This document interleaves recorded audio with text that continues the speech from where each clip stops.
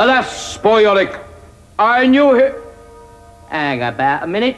This isn't Yorick. How can you tell that, then? Well, he wasn't as tall as this.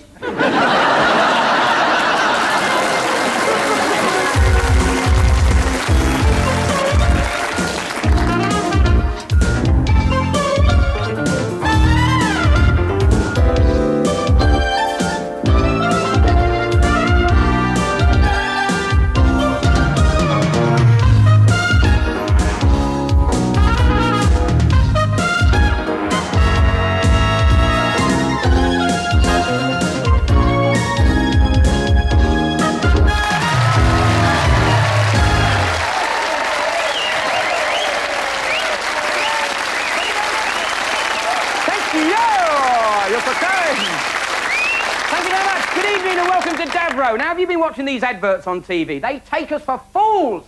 I mean, I know how to make a cup of tea. I don't need a monkey to show me how to do it. For instance, have you seen that girl that runs through the jungle with a big tick on her back? A lot of good that is, isn't it, eh? Her back smells great, but her armpit's like a skunk's bathroom. Talking of dopey birds, have you seen those two birds eating their sandwiches? What you got in your sandwich, Tracy? Philadelphia. That's a big city, no wonder you're so fat. The shampoo adverts, they annoy me. Have you seen that one with that woman? I had to have a baby before I found out what shampoo to use for my hair. I thought, blimey, her chemist drives a hard bargain. Have you seen her? Head and Shoulders, I didn't know you had dandruff. Personal Automatic, I didn't know you had skid marks. I can't believe it. What about that other one? The dirt says hot, the label says... It's a colours run. I'd like to see Alex Higgins do a beer advert. Hi everybody, my name's Alex Hooligan Higgins. I drink Tennant's Lager. It comes in 3 strengths. Strong, extra strong, and look everybody, I can fly.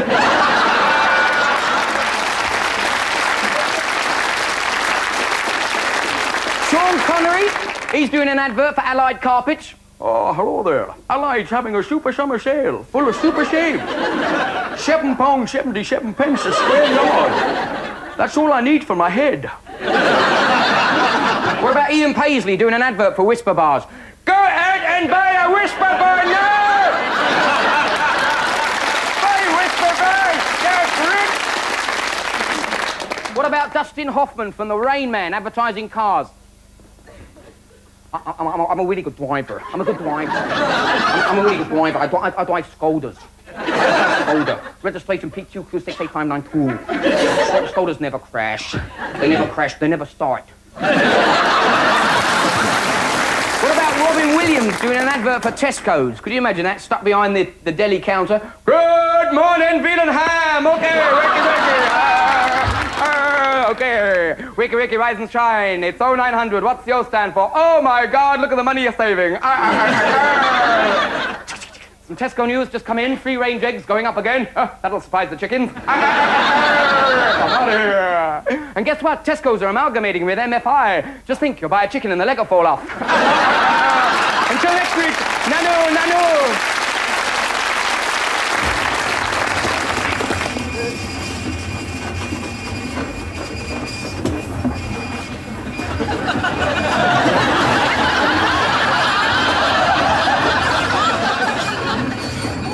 Oh, no, not again. I mean, what on earth possesses people to keep doing this? Only takes a second to look up the postcode. Yeah, well, I gave up my last job working in Tesco's collecting shopping trolleys because, well, I didn't feel like it was a worthwhile occupation. But now I'm working in this old folks' home, I really feel as though I'm helping the sick and the needy. Right, hang on, everybody. Here we go.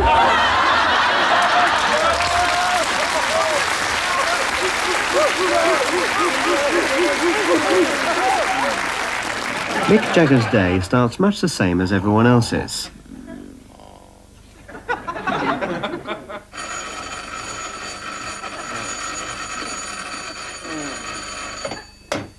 Hey, James, shank and leg.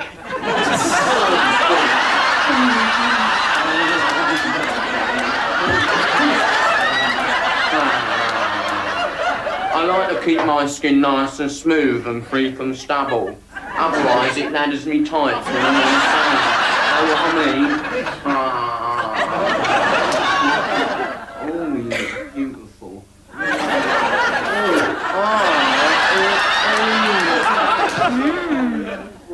That sounds good. You should open with that one at tomorrow's gig.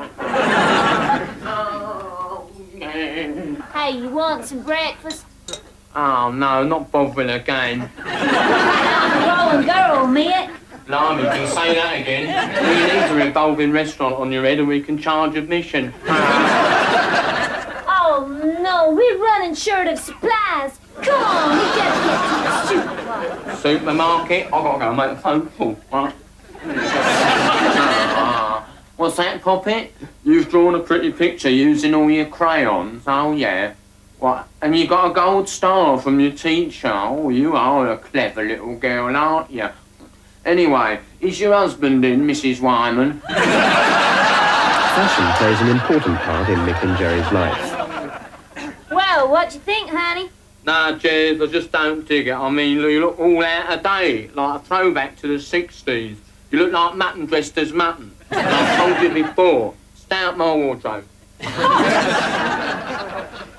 So, what is it that motivates Mick Jagger and the Rolling Stones after 27 years in the business? Well, the hope that in another 27 years we will have done as many good songs as the Beatles. And Mick, would you agree that what the Stones are really all about is getting the notes right? Oh, yeah, I mean, like, take, for instance, the world tour we're doing. I mean, we've got to make 100 million out of that, and then, of course, we got the 6 million for the T-shirt sales, this concert programme. I mean, we're going to make a fortune from this tour as soon as the album's released. And when is the album coming out? I ain't written it yet. In fact, I'll tell you what, we could record it now, couldn't we, on the old cassette player? What about... Yeah, brown sugar, yeah, sounds about right, doesn't it, eh?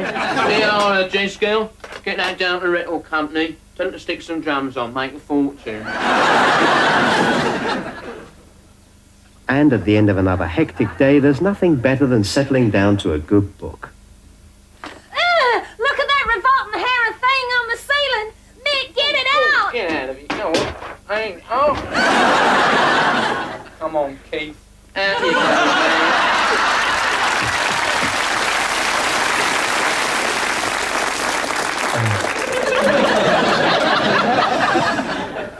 Yeah, you should have been out with me and the lads last night. Yeah? Yeah, it was a real laugh, it was. Was it? Yeah, it was a real laugh. You sure?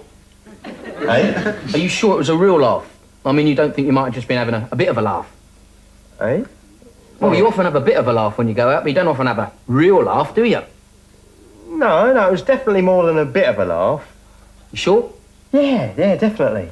You see, what happened was that we were in this pub, right? Because a real laugh is a sort of... Isn't it? Whereas a bit of a laugh's more of a... See the difference? Yeah, I see what you mean, yeah. So what was it then? Well, I'm not entirely sure now. But anyway, what happened was, like, we were in this pub, right? And these blokes came Of course. in. You could have just been having a laugh, couldn't you? You know, not a real laugh or a bit of a laugh, just a laugh. Yeah, well, yeah. Or a right laugh. You could have been having a right laugh, couldn't you, eh? Yeah, there's a world of difference between a real laugh and a right laugh. Yeah, an entire planet. Because a right laugh's a sort of... Innit? Yeah. Well, innit? Yes, it is. So what was it then? Was it a real laugh? A bit of a laugh? A laugh? Or a right laugh? What was it then? Look, it was a good time, all right? It was fun, it was enjoyable, it was interesting, it was exciting. Oh, all right. It was a miserable night, okay?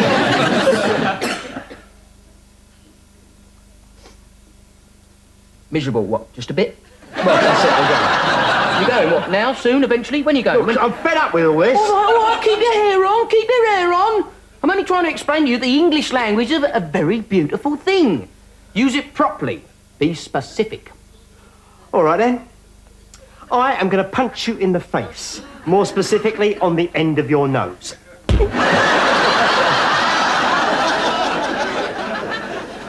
Now, that's more like it.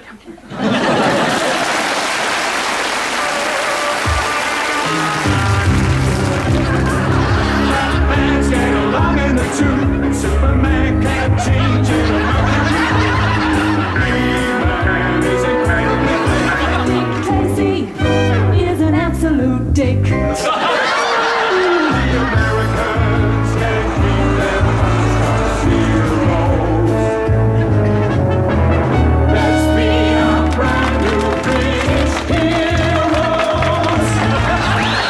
Teenage Mutant Ninja Pantomime horses. Forces of evil and wrong. Get on with the smile and the song. For Teenage Mutant Ninja Pantomime horses. What a surprise! Yo, you ready? When you see buttons trample to death.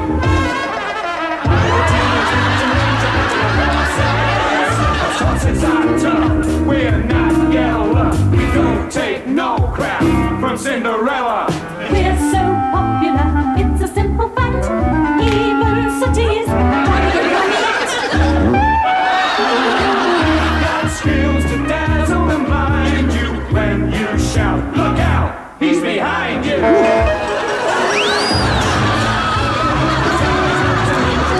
Horses, chopping their dance, we're so strong. They are not bomb. Teenage Mutant Ninja Pantomime horses. Come see the show once, come see it twice. then you're doing the whole thing on ice.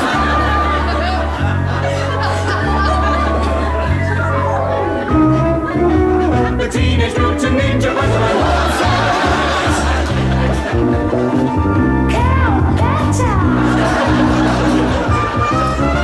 The Teenage Mutant Ninja Pantomime horses. Absolute weaponry master degree. That's good enough for BSB. The Teenage Mutant Ninja Pantomime horses. It's all a violent stereotype. But you must give the kids what you can hide. The Teenage Mutant Ninja Pantomime horses.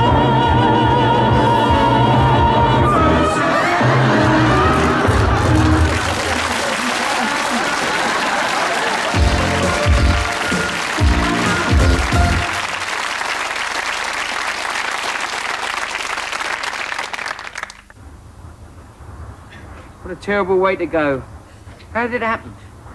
Well, his office had just bought this massive new photocopying machine, and he accidentally fell into it. Oh, how awful. It'll cost you a fortune in flowers.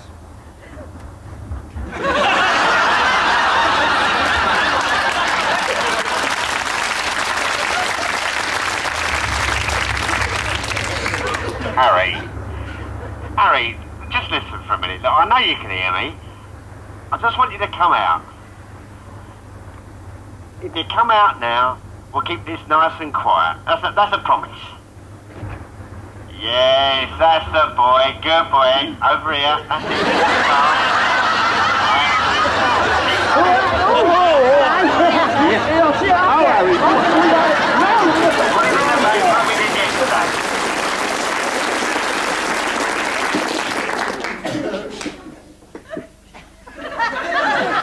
Here, Pete.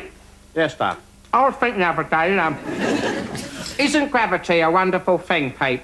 You know, the way it keeps pulling down on things. Well, that would be the feature of gravity that you'd notice most, Dad.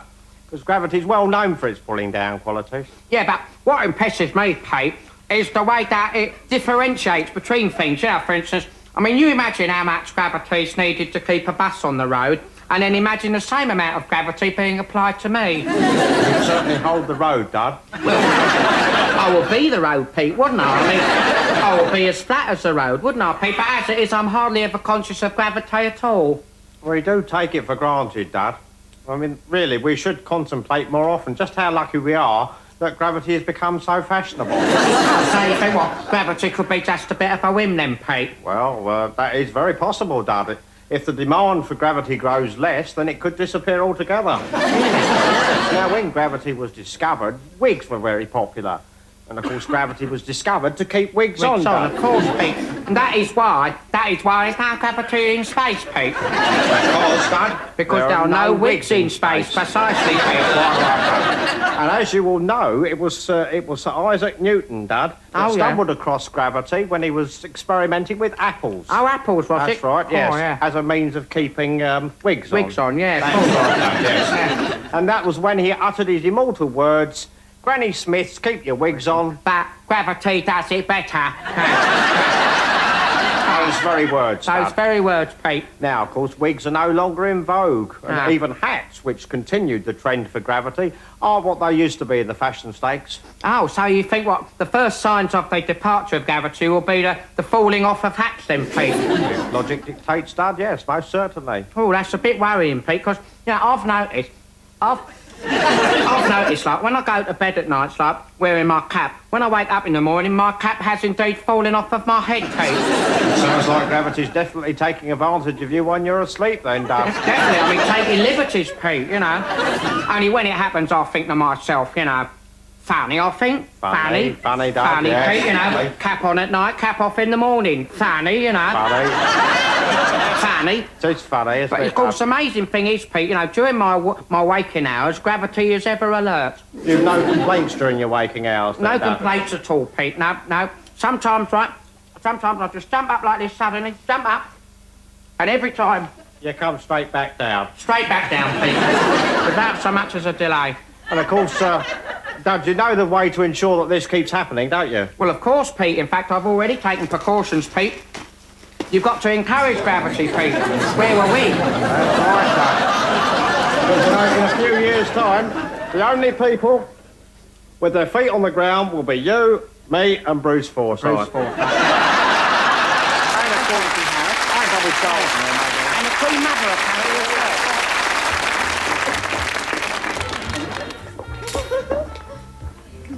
Good evening, gentlemen. Senoritas. How may I help you? Yeah, well, I'll get this, mate. Thornton Thunderbird cocktails all round, please. Si, senor.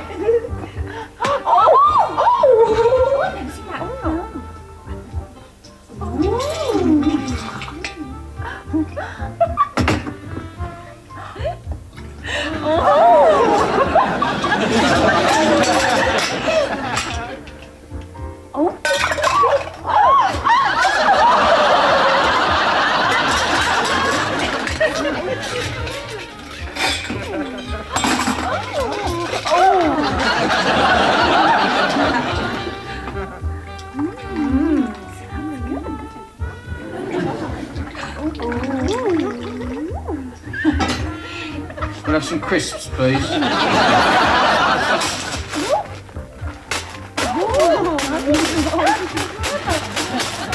Salt and vinegar, please.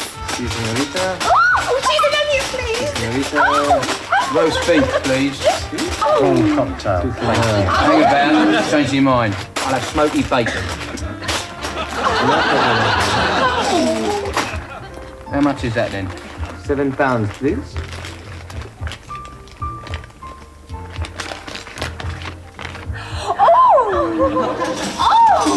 £3 change.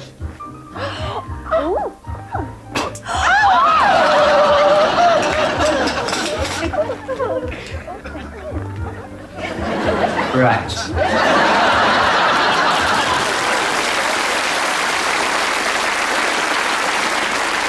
Wonderful radio bedpan. Good morning, rise and shine, pull back those sheets, it's bedtime time. Yes, it's your old pal Chris Town here, and even more vast amounts of money on Hospital Radio, coming to you on Wonderful radio bedpan. Okie, that last song was played for Mr. Potter, who's sadly suffering from severe gangrene of the left leg. I hope you enjoyed my choice of record, Jake the Peg. Please. Okay, we're going to go straight over now to Carla, who's got a traffic report. Carla.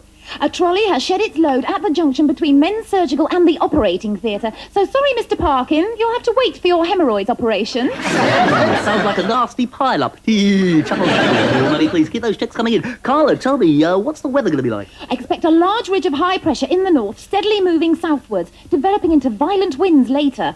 And that was for Mr. Orpington in the constipation ward. Listen, Nina, we're going to be playing We Can Work It Out for him at a later date and from a safer and greater distance. But now it's time for the phoning quiz where some lucky listener can win physiotherapy with a staff nurse of their choice. All they have to do is answer 3 easy peasy weasy questions. Okie dokie, we've got a caller on the line. Hello, caller. Hello, Chris. Are you nervous? Yeah, a little bit. Okie dokie, we're going to start the clock now. And here is your first question. Where is the pancreas? Is it over the road from King's Cross? No, I'm afraid it isn't. Your second question. What does an ear, nose and throat doctor specialise in? It's on the tip of my tongue. Is it verrucas? No, but you're getting warmer. And your final question is a multiple choice question to give you a bit of a chance because you're a bit of a plonker, aren't you? What colour is blood? Is it A, red, B, blue, or C, lime green? That's a bit of a trick question, isn't it, Chris? Blood is in fact striped, like some toothpaste that are available on the market. One question right, dear, oh dear. What a plonker. Well, never mind. Better luck next time. That was Dr. Gordon on the phone. Still, we're going to go straight down to Carla, who's got a sports update, I believe. Carla. And the final score from the East London derby is West Ham 124, injuries referred to casualty, and Millwall 36. A good away win there for Millwall. More money, please. Let's talk about fishing now. Joining me in the guest patient slot, whoops, the daisy, sorry, Mike. Joining me in the guest patient slot is Mr. Smedley, who's come direct from his operation.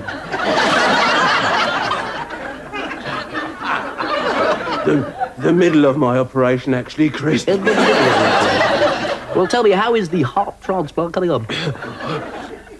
Well, they've just taken out my heart, and we're about to put in a new one. When your assistant came and got me. Well, if you just joined us, actually, you're listening to Chris Toad on Wonderful Radio And I'm talking live to Mr. Smedley. At least I was talking live. I'm still talking live, but unfortunately, Mr. Smedley has badly let us down, dear old dear. Still, never mind, he doesn't qualify for a Wonderful Radio bedpad pen. Bye-bye, Mr. Smedley. I'll be playing Anyone Had a Heart in a few minutes for him. Okie dokie. But anyone out there in thermometer land now that's on the critical list that makes it through tomorrow's guest patient slot will, of course, win 2, yes, I repeat, 2 Wonderful Radio bedpan pens. Wonderful Radio bedpan. Okay, now, and I think we're tied for a commercial. I think, yes, here we go. Making a mess? Unsightly stains? Then you need Thornton sample bottles. Thornton sample bottles with the broader rim. Now you're sure to get all your wee in. Available in small, medium, and large. Looking out for a large one, I think, Carla, there. More money. Okay, well, that's about it on the show today. Unfortunately, due to NHS cuts, this show will no longer be hosted by a major celebrity. So good luck to my successor, Tony Blackburn.